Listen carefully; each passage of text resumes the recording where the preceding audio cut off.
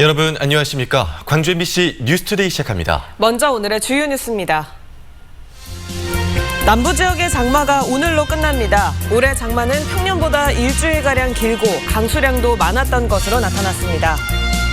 코로나19 장기화로 인한 경제 위기 속에 우수한 기술력을 바탕으로 틈새 시장을 공략하는 지역의 중소기업들이 주목받고 있습니다. 전남 지역 자치단체들의 기강회의가 도를 넘었습니다. 금지령과 사회적 거리두기에도 불구하고 낮술 회식을 하는가 하면 음주운전으로 물의를 일으키기도 했습니다. 광주시교육청이 몰래카메라 탐지 장비를 구입해 놓고도 2년 동안 한 번도 사용하지 않은 것으로 드러났습니다. 어제도 기상청의 예보가 빗나갔습니다. 여름 날씨는 변화가 심해서 예측이 쉽지 않다고는 하지만 잇따른 예측 실패에 기상청의 신뢰가 위협받고 있습니다. 이다현 기자가 취재했습니다. 시간당 50mm의 강한 비가 쏟아질 것으로 예보된 광주와 전남 북부 지역. 새벽부터 호우 예비특보가 발효되자 또 추가 비 피해가 발생하는 것 아니냐는 우려가 높아졌습니다. 하지만 예비특보가 내려진 광주와 전남 6개 시군에 실제로 호우주의보가 발효된 곳은 구례와 곡성뿐. 두 곳도 2시간 만에 모두 특보가 해제됐습니다. 그러니까 몇 시간 단위로 좀 이따 비가 오늘였다가 다시 바뀌고 막 그러던데 보니까요. 크게 믿지 않아요. 최대 150mm의 비가 예상됐지만 광주의 강수량은 고작 3.2mm에 그쳤습니다. 광양시 광양읍에 78mm, 곡성 옥과면에 55mm가 내렸지만 이것도 예보와는 거리가 있었습니다. 이틀 연속 빗나간 예보에 기상청은 물론 시민들도 난감해졌습니다. 비가 온다 하면은 이제 다음을 대비해서 이렇게 많이 사지않아. 그런데 이제 만약에 비가 안 와버리면은 그것이 이제 이건 안 팔리고 있지. 기상청은 다른 기후에 영향을 받는다는 장마 전선의 특성 때문에 장마 시점이나 강수량을 예측하기 어렵다고 말합니다. 장마 전선이 광주와 전남 북부 지역에 영향을 줄 것으로 예상했지만 실제로는 따뜻한 공기인 북태평양 고기압이 확장해 예상보다 30km를 더 올라갔다는 겁니다.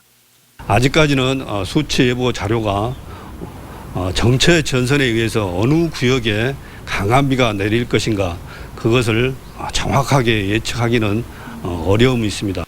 기후변화로 갈수록 변화무쌍해지는 날씨에 예측이 쉽지 않은 게 사실이지만 잇따른 오보에 기상청을 향한 시민들의 시선이 곱지만은 않습니다. MBC 뉴스 이다현입니다. 오늘 마지막 장맛비가 내리겠습니다. 정체전선이 오르내리면서 오늘 낮 12시 무렵까지 광주와 전남 북부에는 30에서 80mm의 비가 내리겠고요. 전남 남부 지역은 5에서 30mm가량의 비가 지날 것으로 예상됩니다.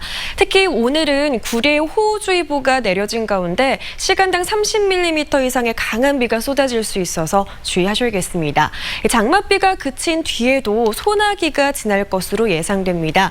광주와 전남 내륙에 10에서 60mm가량의 비가 더 내리겠고요. 오후부터 밤 사이 내륙 지역을 중심으로는 이 소나기 역시 시간당 30mm 안팎의 강한 비로 내릴 수 있어서 각별한 주의가 필요하겠습니다.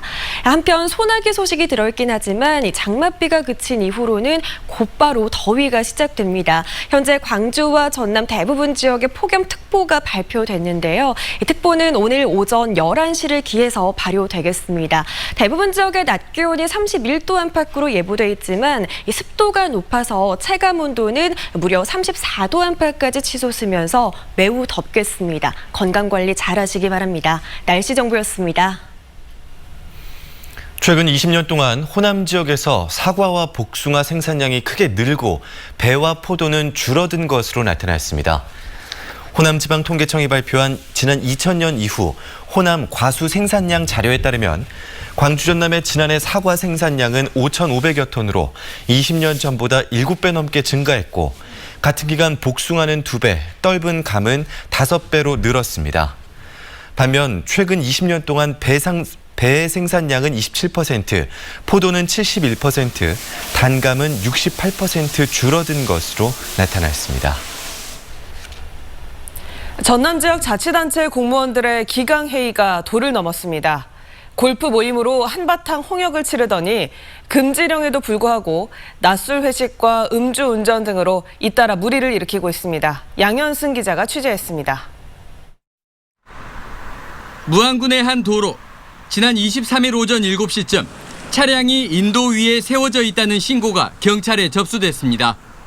차 안에 자고 있던 남성을 음주 측정했더니 혈중 알코올 농도 0.061%, 면허 정지 수치가 나왔습니다. 이 남성은 무안군청 7급 직원 A씨.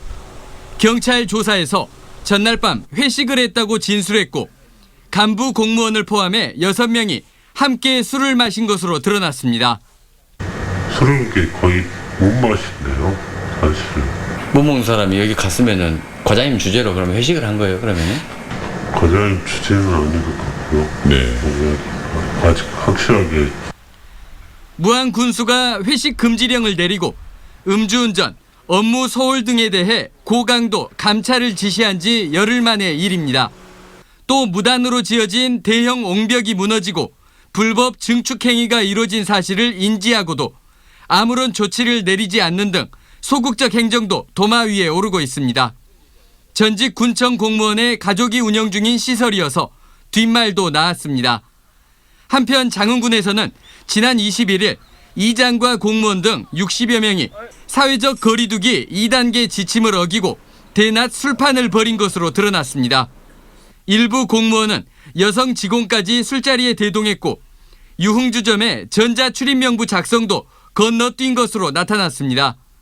시민들에게는 자제하라 했던 골프와 소모임, 회식과 술자리를 공무원은 버젓이 이어가고 심지어 음주운전까지 하는 등 공직기강 확립이 공연불에 그치고 있습니다. MBC 뉴스 양현승입니다. 신축 아파트 진입도로가 인근 학교 건물을 가려 학교 측이 반발하고 있습니다. 반면 시공사는 적법한 공사라며 맞서고 있는데요. 양측의 입장차가 극명해 해결의 실마리를 찾기 어려운 상황입니다. 문영철 기자입니다. 여수의 한 고등학교 실습실 건물. 외벽 바로 옆으로 5m 높이의 가설 구조물이 들어서 있습니다. 인근에 아파트를 짓고 있는 시공사가 진입도로를 만들기 위해 거푸집을 설치한 겁니다. 학교엔 비상이 걸렸습니다. 3m 20 올라지면이 채워지고 흙으로 채워지고 그 위로 방음벽이 또 5m 들어서면 저희가 거의 2층 반까지가 이게 지하로 돼버리거든요. 아파트 진입도로와 인접한 학교 건물은 실습실 2동과 기숙사 1동. 학교 측은 이들 건물 일부가 막히게 되면 습기로 인해 고가의 실습 장비가 파손되는 것은 물론 제대로 된 수업도 불가능하다며 설계 변경을 요구하고 있습니다. 학생들의 학습권을 보장하라! 또 공사를 진행한 업체나 허가를 내준 여수시로부터 공사에 대한 구체적인 정보도 전달받지 못했다는 입장입니다. 그쪽에 지금 10억을 내부 리모델링 할 예정이고 지금 여름방학 때부터 지금 외벽 공사 3억 9천을 하기 위해서 지금 설계가 다 끝난 상태입니다. 이 무슨 날벼락 같은 학교와 학부모들의 거센 항의로 현재 공사는 중단된 상황. 시공사 측은 허가 기준에 맞춰 진입도로 공사를 진행했고 입주 시기도 2달밖에 남지 않아 학교 측이 요구하는 설계 변경은 기술적으로도 불가능하다고 맞서고 있습니다. 원만하게 이렇게 협의해서 풀어서 이렇게 하고 싶은 마음이 간절합니다만은 교통환경평가라든가 그런 것을 다 받아서 이 위치에 이렇게 지금 도로가 지금 개설되게 돼 있기 때문에 저희들이 이것을 임의로 바꾸고 어떻게 하는 방법을 그것이 좀 불가합니다. 논란이 커지자 교육청과 지자체까지 중재에 나섰지만 마땅한 해결 방안을 찾지 못했고 어제 진행된 면담에서도 양측은 서로의 입장차만 재확인하는 데 그쳤습니다. 여수시는 학교와 시공사 간의 면담을 다시 한번 추진할 계획인 가운데 아파트 입주 예정자들도 교육청에 민원을 제기한 것으로 알려져 진입도로를 둘러싼 갈등은 더욱 커지고 있습니다. MBC 뉴스 문형철입니다. 광주시의회 김점기 의원은 2년 전 광주시 교육청이 몰래카메라 탐지기 11대를 구입해놓고 한 번도 사용하지 않았다고 지적했습니다. 김 의원은 탐지기 구입 후 학교 내 화장실에 불법 카메라를 점검한다는 계획만 세웠을 뿐 이 같은 사실을 학교에 알리지도 않아 이용 실적이 전무했다며 시교육청의 무사 안위를 비판했습니다. 또 구입한 장비를 놀리면서 최근 2천여만 원을 들여 외부 업체에 점검을 맡기기로 한 건 행정 편의주의 발상이라고 지적했습니다. 코로나19 상황이 장기화되면서 많은 기업들이 매출 감소와 적자 누적 등으로 힘든 시기를 보내고 있습니다. 그런데 우수한 기술력을 바탕으로 지금의 위기를 기회로 삼고 있는 기업들도 있는데요. 이계상 기자가 다녀왔습니다.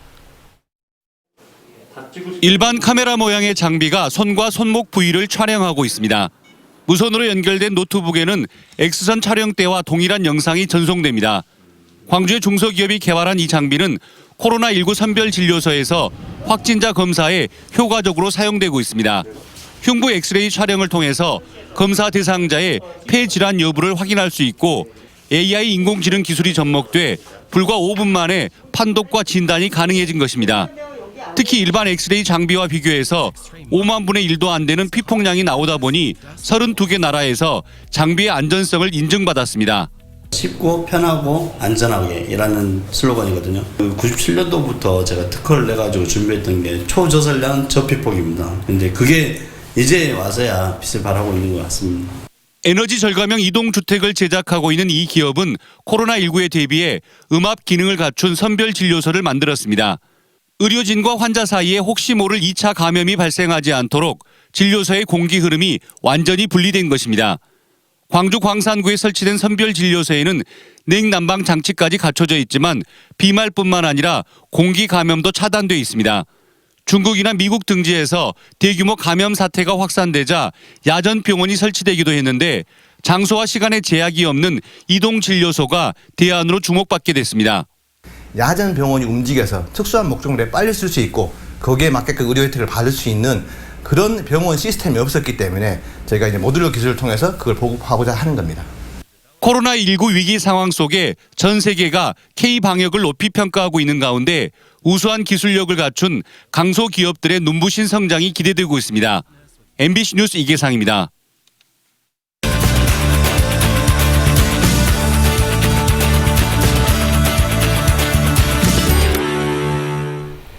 장흥 가지산 자락에 자리 잡은 보림사 또 주변의 비자나무 숲은 특유의 고즈넉함으로 편안한 분위기를 전합니다. 한국관광공사가 추천한 8월 가볼 만한 곳에 선정되기도 했는데요. 오늘은 정수정 여행작가와 보림사 비자나무 숲으로 함께 떠나보시죠. 작가님 안녕하세요. 네, 안녕하세요. 안녕하십니까. 보림사는 장흥에서 아주 손꼽히는 유명 사찰이잖아요. 네. 그 이유 어디 있을까요? 네, 가지산 보림사는 1200여 년의 역사를 가진 천년 고찰입니다. 신라말 원표대사가 터를 잡았다고 알려져 있죠. 다른 사찰과 달리 평지에 들어선 가람으로 건물의 배치가 아주 색다릅니다. 이 보림사에는 보물과 그리고 국보, 지방문화재 등이 20여 점이나 되는데요. 절집의 규모에 비해서 귀한 유물이 많아서 보물창고로 불립니다. 네, 유명한 사찰들 중에는 창건설화가 재밌는 게 많이 내려오던데요. 네. 이 보림사에도 재밌는 이야기 전설적으로 내려올까요? 아, 그렇습니다. 신라의 명승 원표대사가 인도의 보림사 그리고 중국의 보림사를 거쳐서 참선하던 중 한반도에 서기가 오리는 것을 보게 됩니다. 신라로 돌아와서 전국의 산세를 살피면서 절 지을 곳을 찾았다고 하는데요. 네.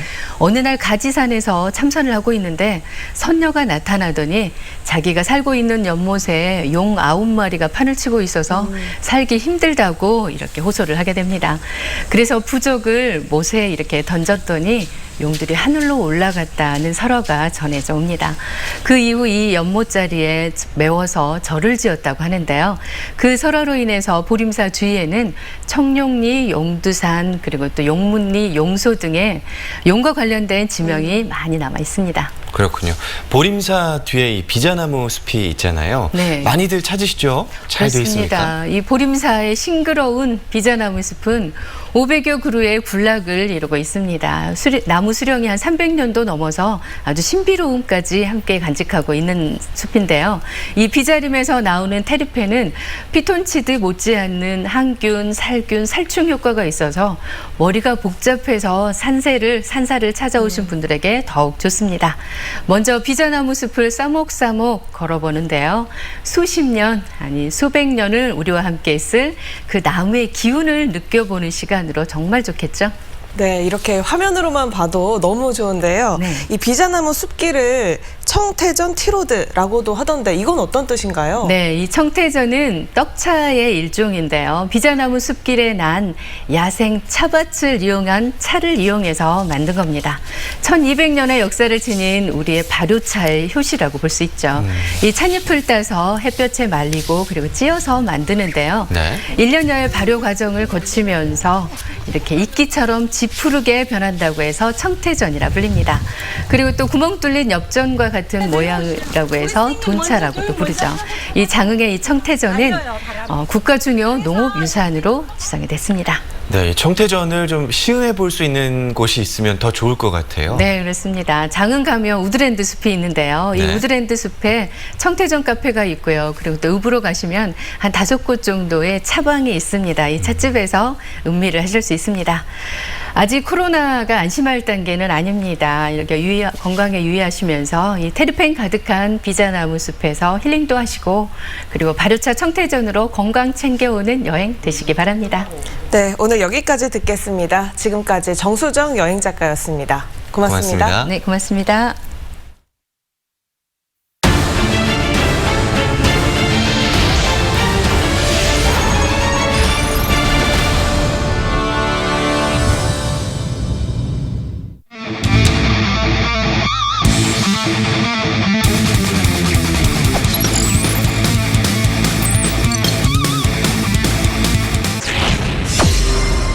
예준 3개입니다.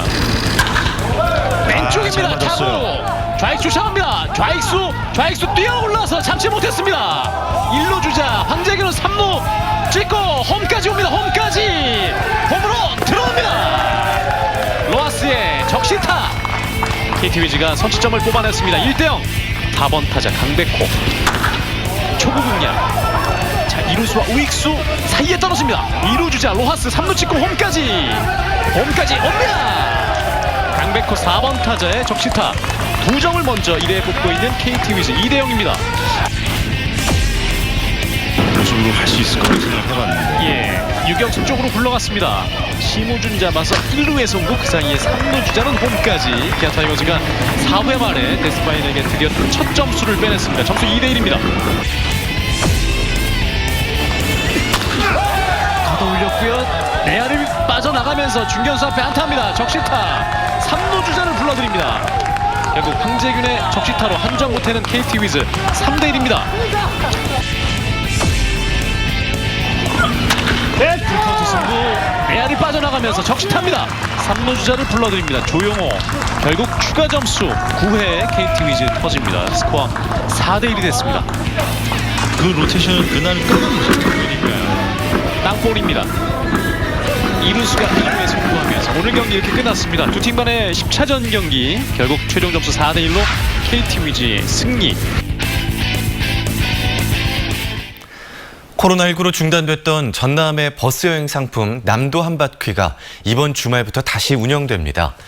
남도 한바퀴 여름 상품은 실내 관광지보다 개방된 야외 관광지로 편성하고 버스의 승차 인원도 45좌석에서 20좌석으로 축소하는 등 코로나19로 인한 거리 두기와 방역 지침을 준수해서 운영될 예정입니다.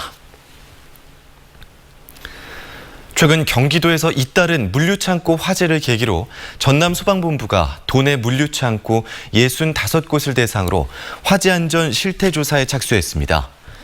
다음 달 25일까지 진행되는 이번 조사는 냉동 냉장 창고를 비롯해 물류터미널, 배송시설 등이 대상으로 소방시설 현황과 정상 작동 여부, 피난 방화시설 유지관리 상태 등을 중점적으로 점검합니다. 오늘 마지막 장맛비가 내리겠고요. 장맛비가 그친 이후로는 곧바로 폭염이 시작되겠습니다. 장마 전선이 오르내리면서 오늘 점심 무렵까지 광주와 전남 북부 지역에는 30에서 80mm가량의 비가 지나겠고요. 전남 남부 지역에서는 5에서 30mm가량의 비가 내리겠습니다. 특히 오늘은 구례에 호우주의보가 발효 중인 가운데 시간당 30mm 안팎의 강한 비가 내릴 것으로 예상돼서 주의하셔야겠습니다. 오늘 이 비까지 내리고 나면 사실상 남부지방의 장마는 끝난 건데요. 이번 장마는 평년과 비교했을 때 일주일가량 더 길게 지속됐고요. 강수량 역시 평년보다 100mm가 넘는 비가 내렸습니다. 장맛비가 그친 이후로도 소나기가 내릴 것으로 예상돼서 주의하셔야겠습니다. 광주와 전남 내륙을 중심으로 10에서 60mm가량의 비가 더 지나겠습니다. 한편 광주와 전남 대부분 지역에 폭염특보가 발표됐습니다. 이 특보는 오늘 오전 11시를 기해서 발효되겠는데요. 대부분 지역의 기온이 31도 안팎으로 예보돼 있지만 습도가 높아서 체감온도는 34도 안팎까지 치솟겠습니다. 더위에도 조심하셔야겠습니다. 광주의 현재 기온은 25도 안팎으로 어제와 비슷합니다. 대부분 지역의 낮 기온 30도를 웃돌겠습니다. 목포의 낮 기온 29도, 무안의 낮 기온 30도로 예보돼 있지만 체감온도는 이보다도 3도가량 높겠습니다. 순천의 낮 기온은 32도 안팎까지 올라 매우 덥겠습니다. 바다의 물결은 최고 1m로 비교적 잔잔하게 일겠습니다.